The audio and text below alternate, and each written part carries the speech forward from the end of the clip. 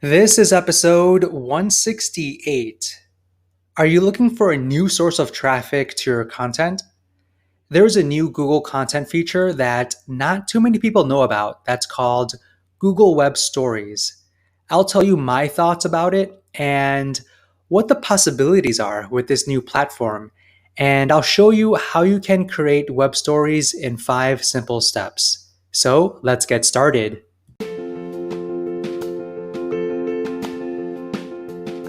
Welcome to the Calm Marketer Podcast. My name is Kenneth Fong, a digital marketer on a mission to help businesses thrive. I'll bring you on my marketing journey where you'll get to learn from my experiences as an INFP navigating an extroverted world and get actionable marketing tips for your business. Thanks for spending some time with me today. Now let's begin. I was on Search Engine Journal this morning and an article caught my eye. This article was about Google Web Stories, and it explained a specific YouTube video from Google that explained how to create web stories in 5 steps. And it also talked about what Google Web Stories are and how to use them in your content marketing. And this really stood out to me because I've heard about Google Web Stories. I've seen and interacted with Google Web Stories in the past. I know it was launched, I think, sometime last year, or at least for a year now. And I've never created one before. And I don't think there are a lot of websites or publishers that have leveraged Google Web Stories. But I think this is a new content platform that kind of competes with TikTok, Snapchat, Instagram stories, where in today's day and age on social media, people are looking for those quick hits, those really quick 15-second videos, 1-minute videos that really offer that punch.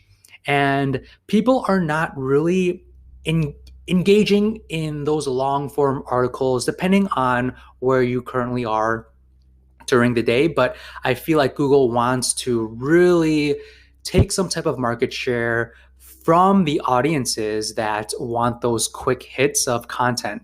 And I think Google Web Stories is a good start for them. And if you don't know what Google Web Stories are, like I said, it's kind of like a TikTok video, but you create it not on TikTok, but on different types of visual editors. So there's essentially, you could boil it down to 5 steps on how to create web stories. So the first step is to choose a visual editor. Now, there are a lot of visual editors out there. There's the official Web Stories WordPress plugin from Google. So if you have a WordPress website, you can install this WordPress plugin and create the Google Web Story there. If you don't want to use the WordPress plugin, they have a page that lists out all the tools that you could use it. You could create it. So there's Make Stories, Newsroom AI, so on and so forth. And I actually haven't heard of any of these platforms before, but there's a lot of other tools that allow you to create web stories. And so you need to choose a visual editor. And then the step 2 is to draft the story. And just like anything, like when you create a blog post, you want to draft the blog post and figure out the outline. So I'll include in the show notes a link to a web story script template that you can follow. So what you need to know is there are metadata that you can implement for Google Web Stories. So you can incorporate a title, an excerpt, the permalink, and you also need to create a cover. This will be the cover image, and then the outline. So draft your story, right? So use this link, and it's basically a PDF that you could use to draft a story. So you know exactly kind of like what to create on every single slide. And then the third step is to find the visual assets. So what kind of visuals you should be adding, right? So I would recommend using images from a blog post. So I would probably leverage a blog post and create web stories from those blog posts. So one caveat about Google Web Stories is that it's it's not a way to funnel traffic to your regular content. All right. So you could think of it as its own kind of content, just like videos or podcasting. Videos and podcasting, they're considered independent channels for capturing more traffic. And Google Web Stories is that exact same way. So you shouldn't use Google Web Stories as maybe a preview or just a little teaser, and then at the end create a call to action to go to your blog post. So that's what they're really making sure you don't use that as that type of way. So what Google Web Stories are, they really promote it. They show it on Google Search, Google Discover, and Google Images.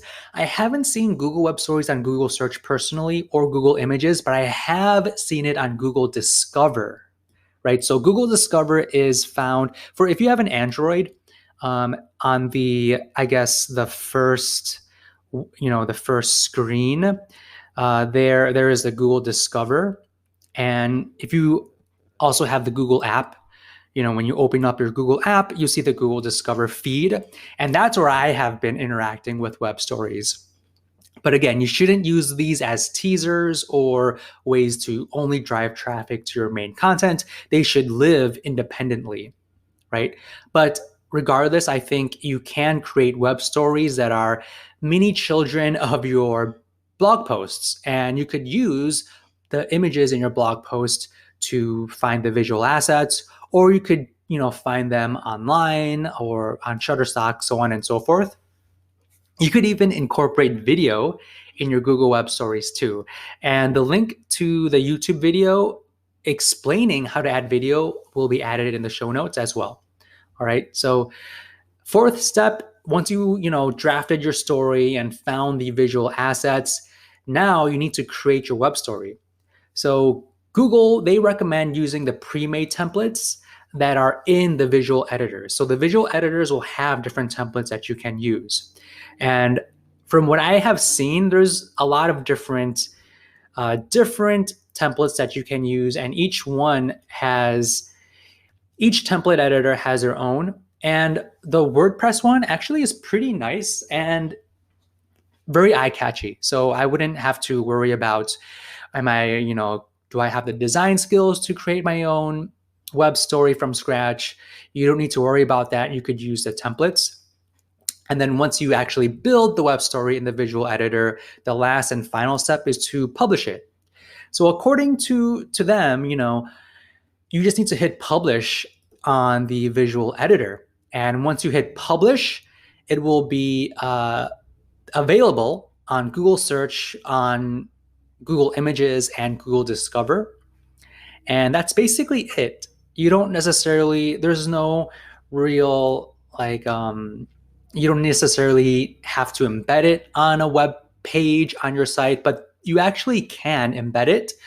But really, all you need to do to publish is just hit the publish button on the visual editor, and that's basically it. Now, I definitely am going to try this out on one of my affiliate sites just to see how it is. I think a lot of companies haven't tried this out yet, and I would love to see if this can drive more traffic.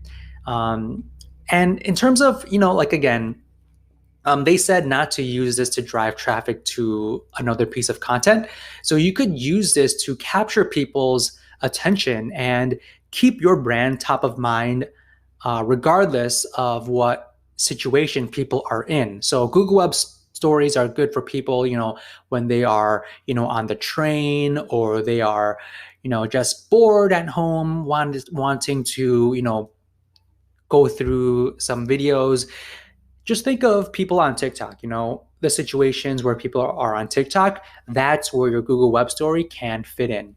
So people in that type of mindset, that's where you should be focusing on, right? So this is just another avenue to get more eyeballs on your content, and also eyeballs on your brand too. So just reaching people where they are. That's really the whole gist of Google Web Stories. But I think this is something that is untapped. Really, there aren't a lot of people that are doing this, but I recommend you to try it out and let me know what you think.